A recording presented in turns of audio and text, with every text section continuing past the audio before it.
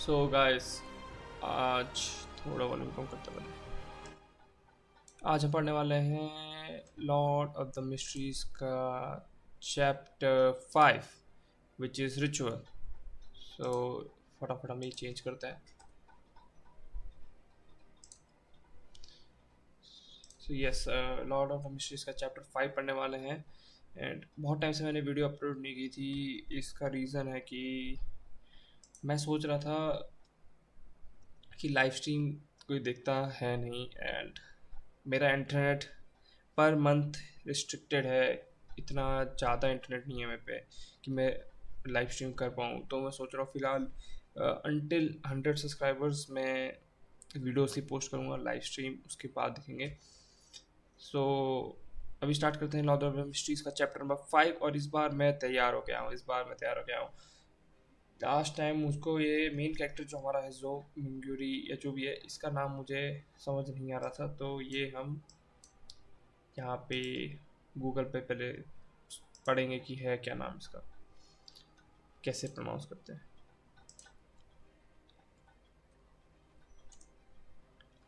Yes, pronunciation.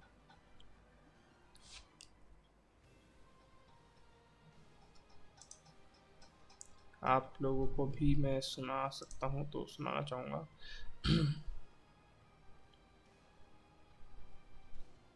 जो Ming Roy,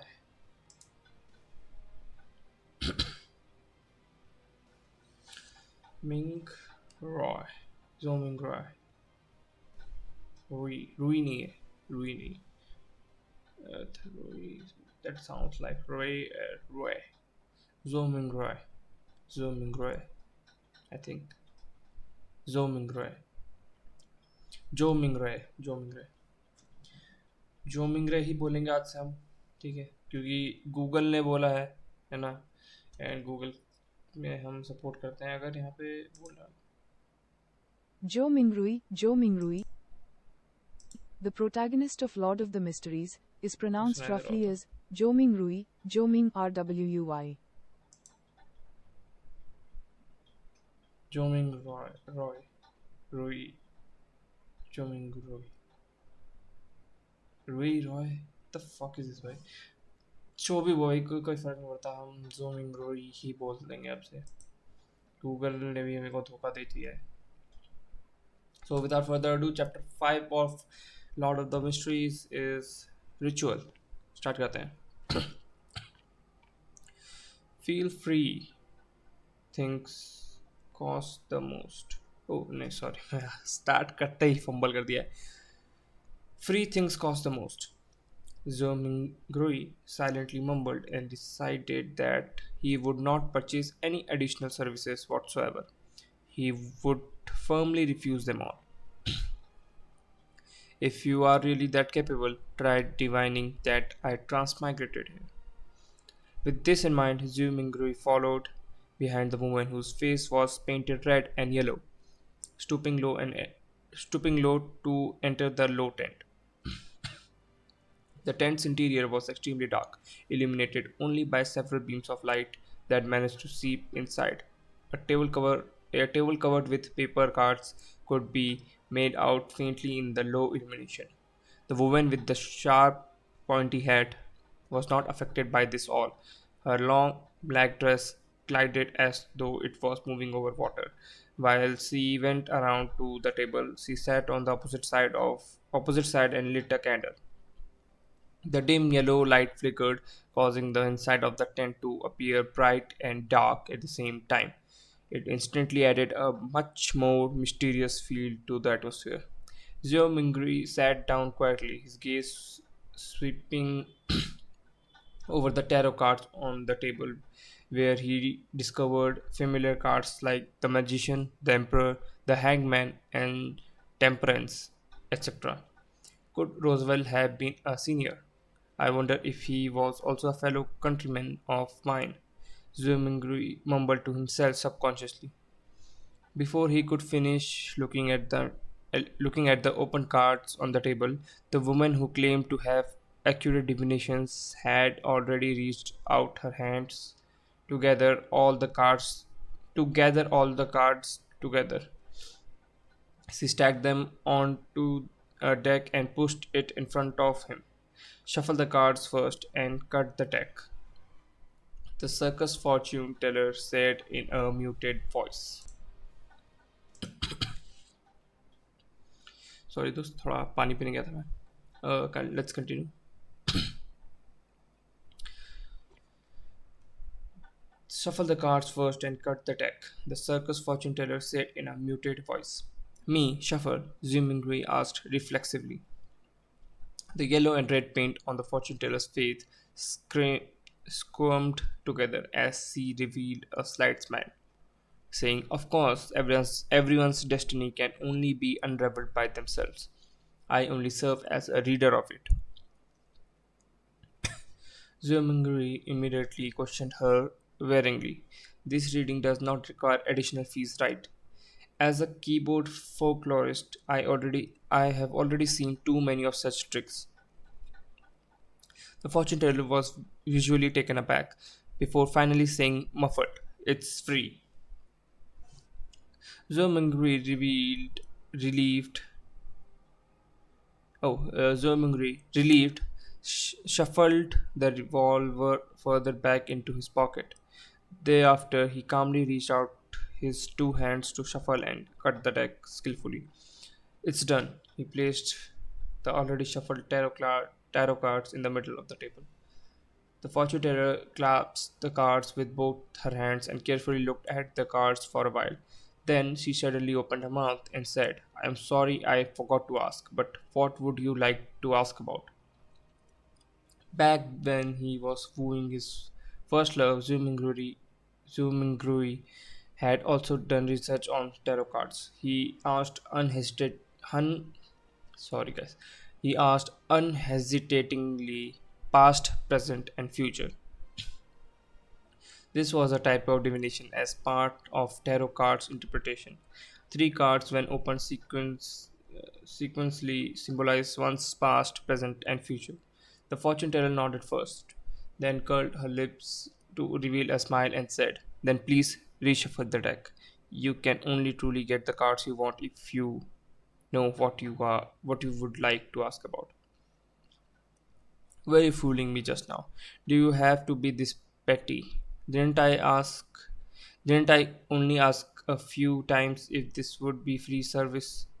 Swimming Gru's cheeks twitched a little. He took a deep breath and took the tarot deck back to reshuffle and cut it. "There won't be any problem this time, right?" He placed the already cut deck back into the table. "No problem."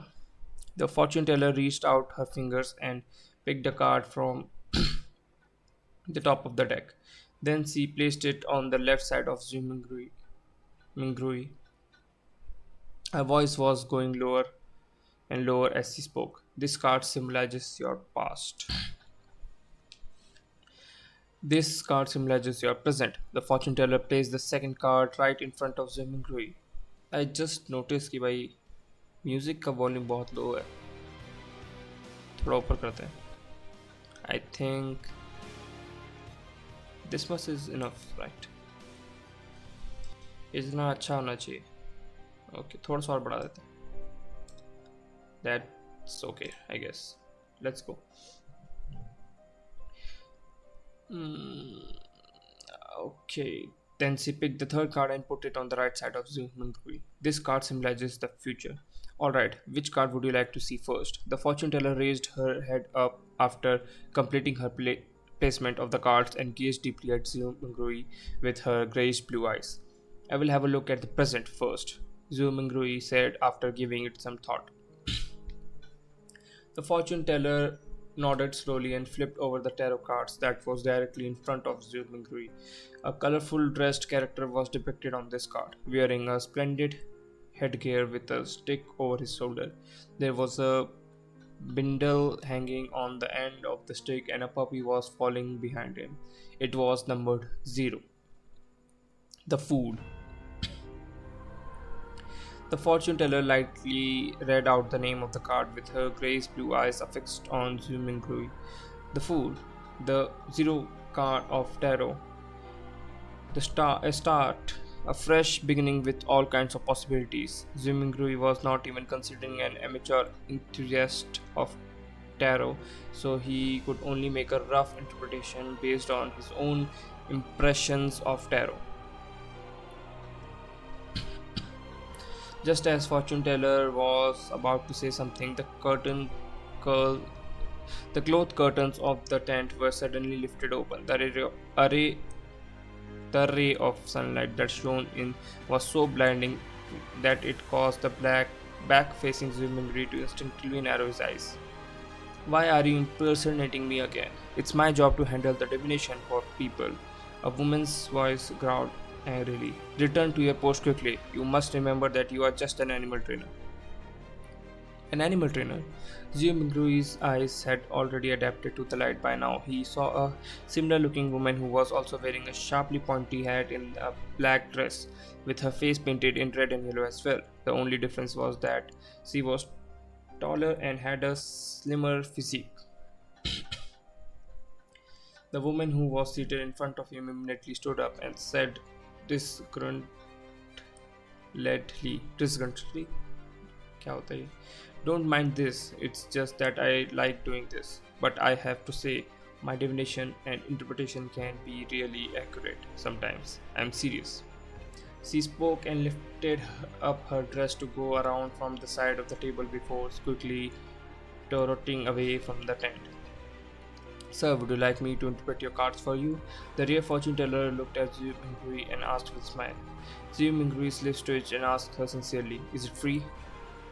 No, the real fortune teller answered. Then forget it. Jim Grey pulled his hands back and put them into his pockets. He clutched his revolver and money before stooping again to exit the tent. Damn, he actually got an animal trainer to be his fortune teller. Is an animal trainer who doesn't want to be a fortune teller a bad clown? Zwingli very quickly put his matter behind him. He spent 7 pence at the lettuce and meat market for a pound or not so great mutton. Then he also bought some tender broad beans, cabbage, onions, potatoes, and other items. Together with the bread that he brought earlier, he spent a total of 25 copper pennies, 25 copper pennies, which यार क्या मैं ना sorry मैं पानी भी क्या रहा था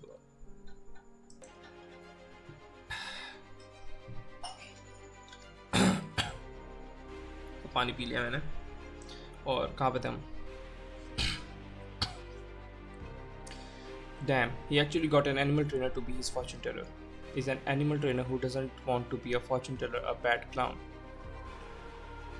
Zhu Mingui very quickly put his matter behind him. He spent 7 pence at the lettuce and meat market for a pound of not so great mutton. Then he also bought some tender broad beans, cabbage, onions, potatoes, and other items. Together with the bread that he brought earlier, he spent a total of 25 copper pennies, which converted to 2 soldi or 1 pence.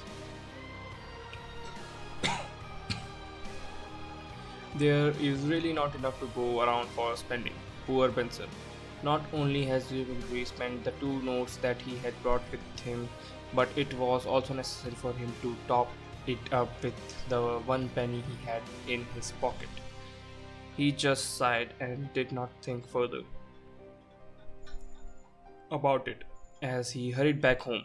With the staple food, he could now carry out the luck enchantment ritual.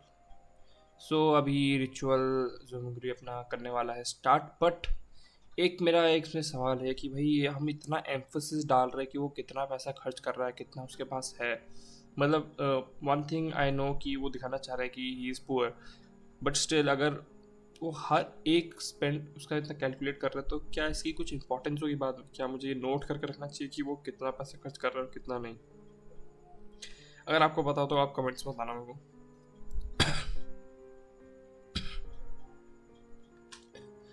After the second floor tenants gradually left, Zimri was still in no hurry to carry out the ritual. Instead, he translated the immortal Lord of Heaven and Earth for blessings and related phases into the ancient Phasac language as well as the Leon language.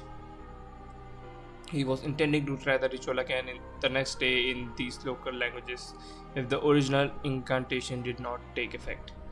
After all, he had to take into consideration the differences between the two worlds. In Rome, do as the Romans do.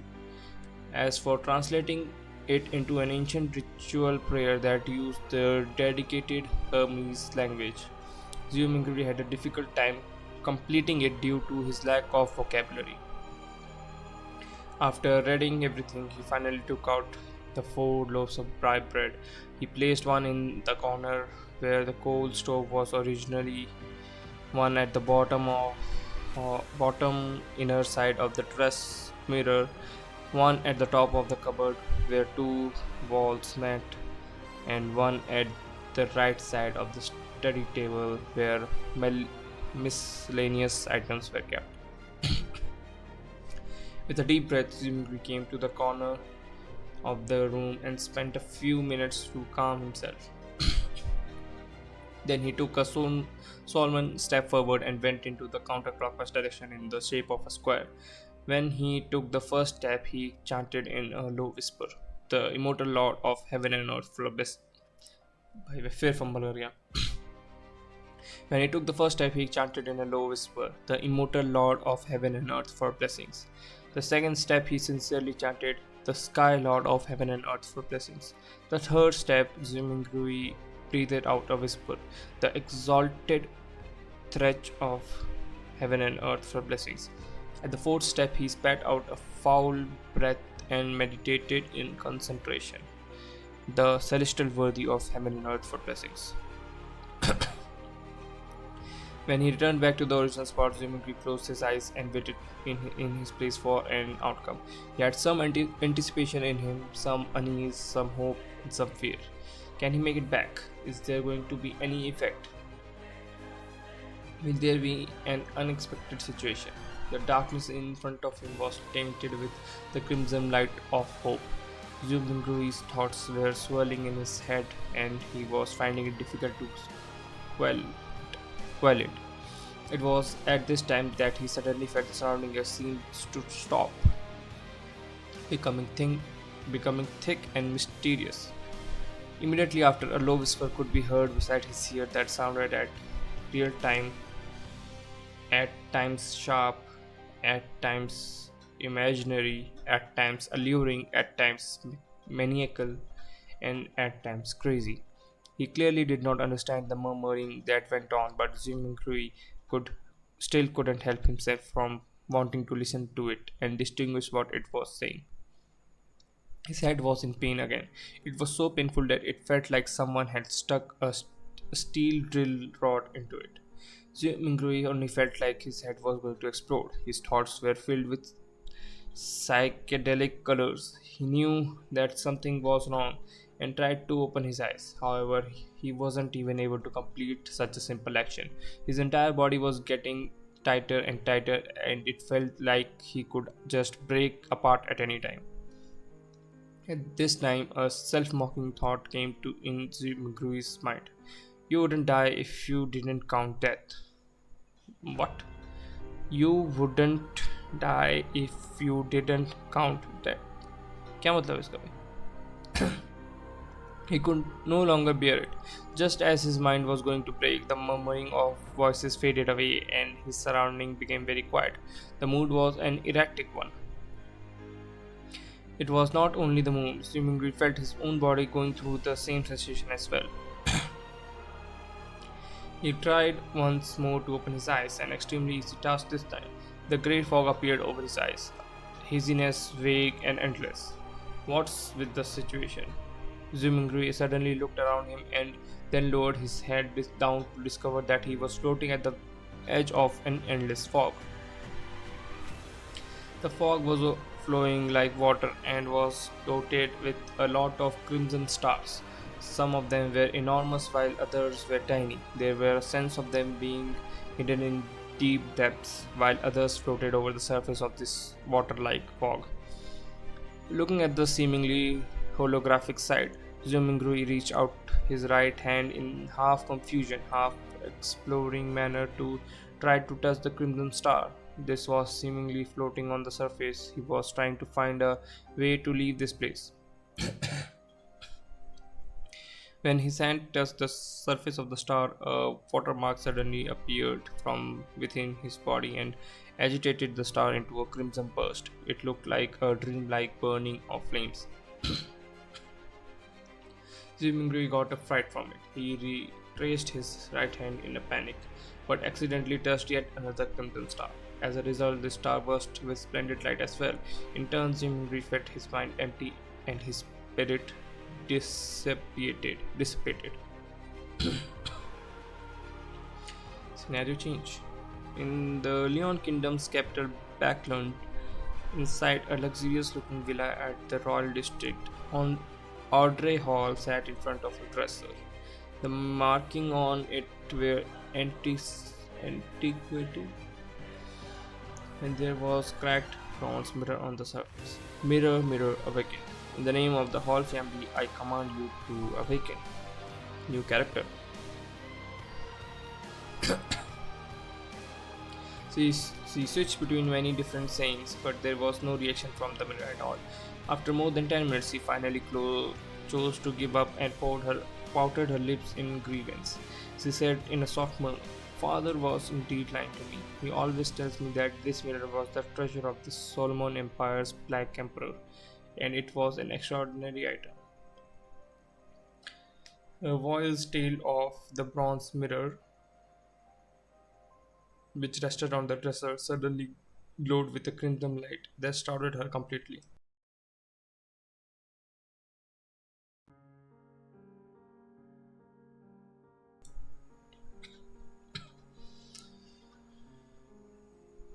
In the Sonia Sea, a three-masted sailboat that looked like an obvious relic was navigating through a storm. Elgar Wilson stood on the deck, his body undaunting with the currents at the sea, maintaining his balance easily. Dressed in a lightning embodied robe, he held an oddly sharp glass bottle that displayed ever changing wonders. Churning bubbles at one moment, frost crystallizing into snow the next, the swirling winds leaving ghostly traces. Still short on the ghost shark's blood, Elgar murmured. Then at this time, a crimson burst appeared in the space between the glass bottle and the surface of his palm. In an instant, it enveloped the surroundings as well. In the fog of grey mist, Audrey Hall regained her insight. She started reckoning the situation in a state of horror and confusion when she noticed the blurry image of a man on the opposite side of her doing the same as well. Immediately after, the both of them discovered another mysterious person standing not far from them who was shrouded in grey mist. The mysterious person was none other than Zungrui. He was similarly dumbfounded. "Sir, where is this?" Audrey and Elgar were startled at first, falling silent in the process. Then they immediately started speaking in unison. "What are you planning on doing?" Okay, so that's the end of chapter number 5. तो इस chapter में basically हम sorry so इस chapter में basically उसने ritual finally try किया, अपने luck enchantment वाला रिचुअल, एंड उसको कह सकते हैं कि उसको दो लोग समन हो गए हैं उसके साथ में, एंड वो खुद एक मिस्टीरियस सी जगह पे पहुंच चुका है जहाँ पे ये लोग आपस में बात करने वाले हैं, पर यहाँ पे जैसे लिखा है कि एक दूसरे को समझ नहीं पा रहे अच्छे से, मतलब फॉग से कवर हो रखे हैं उनके चेहरे, I think. And I think और स्टार्टिंग में जो उसका डिविनेशन, क्योंकि मैंने जितना सुना है कि इस सीरीज़ में डिविनेशन बहुत ही इंपॉर्टेंट रोल प्ले करता है, आई डोंट नो कैसे, बट आई थिंक जो स्टार्टिंग में डिविनेशन का कुछ तो उसका द फूल करके कुछ निकला था, और द फूल एक बहुत फेमस फ्रेज़ है इस सीरीज़ का, इतना मुझे स्पॉइलर पता चल चुका है। सो कुछ तो उसका सीन होगा। सो बस अभी के लिए इतना ही। एंड इस चैप्टर का हम नेक्स्ट चैप्टर पढ़ेंगे। नेक्स्ट चैप्टर का नाम है बियॉन्डर। क्या क्या हो सकता है बियॉन्डर। सो नेक्स्ट चैप्टर हम पढ़ेंगे। और तब तक अगर आपको और ऐसे वीडियोस देखनी है तो आप लाइक सब्सक्राइब कर सकते हैं मेरे चैनल को। मेरे चैनल में आपको और भी अलग अलग तरीके की वीडियोस मिल जाएंगी, जैसे ट्रैवल व्लॉग्स हो गए, लाइफस्टाइल कंटेंट हो गया। So subscribe if you want to see more of me. Thank you and I will see you next time.